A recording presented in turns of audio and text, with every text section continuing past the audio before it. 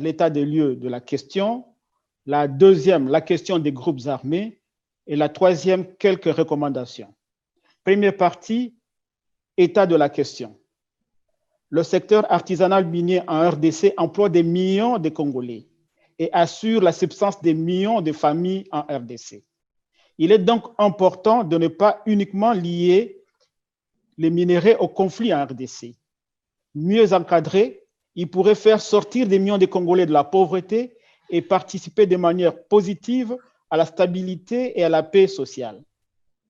Ce qu'il faut par contre combattre, c'est la contrebande qui aujourd'hui fait que le produit minier est un carburant de guerre et de conflits.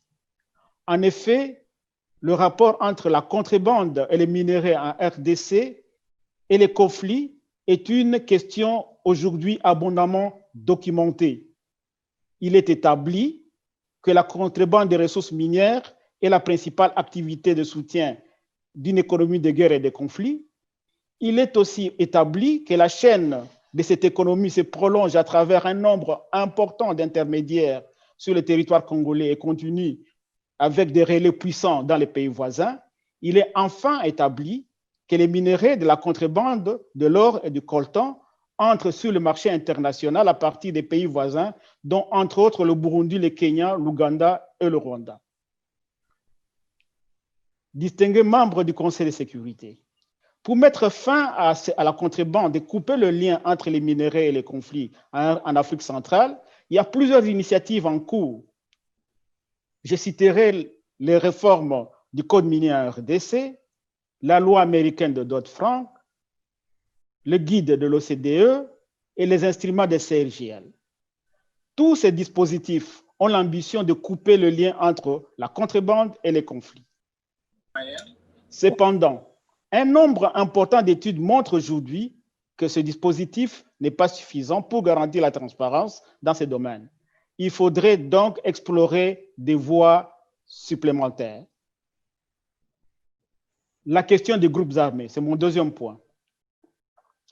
En ce qui concerne les groupes armés en RDC, je souhaite attirer l'attention que ce n'est pas l'exploitation minière qui est à l'origine de la création et de la multiplication de groupes armés en RDC. Les activités de groupes armés en RDC répondent à une mathématique complexe dont il faut tenir compte. Et je citerai quelques éléments de l'équation. La rupture de l'équilibre communautaire au Kivu provoquée par l'entrée en 2016, en 1996 de 2 millions de réfugiés. Les incursions successives des armées rwandaises et de différentes rébellions. L'interprétation par les leaders locaux des autres communautés que les guerres successives visent à les reléguer à la périphérie et les déposséder de leurs terres et de leur territoire. Et la création par ces communautés de mécanismes de financement de leurs propres milices. Enfin, et non le moindre, le changement du mode de présence des troupes étrangères en RDC, fortement documenté et qui a été 1000 fois présenté sur la table de votre forum. Je cite ici le rapport confidentiel de 2003 du groupe des experts, comme le paragraphe 2 du document confidentiel du même rapport.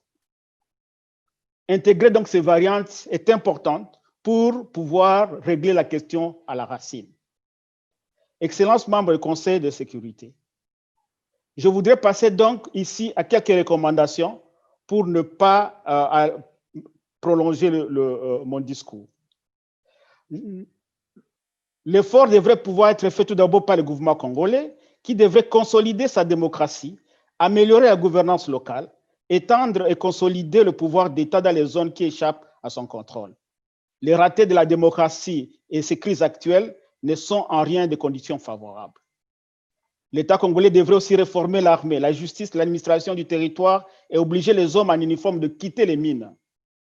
L'État congolais doit mieux intégrer l'exploitation artisanale dans son économie. L'État congolais devrait se donner les moyens d'assurer la régulation des prix artisanaux et au besoin offrir aux artisanaux des prix compétitifs par rapport à ce qu'ils reçoivent dans les pays voisins. Pour conclure, Monsieur le Président, les efforts de la RDC seront cependant insuffisants si les pays de la région ne changent pas de pratiques et de comportement. Il est donc temps pour les membres du Conseil permanent des Nations Unies de parler d'une même voix et d'user des multiples informations à leur possession pour exiger de tous un comportement constructif pour améliorer la transparence et consolider la paix et la stabilité dans la région des Grands Lacs. Je vous remercie.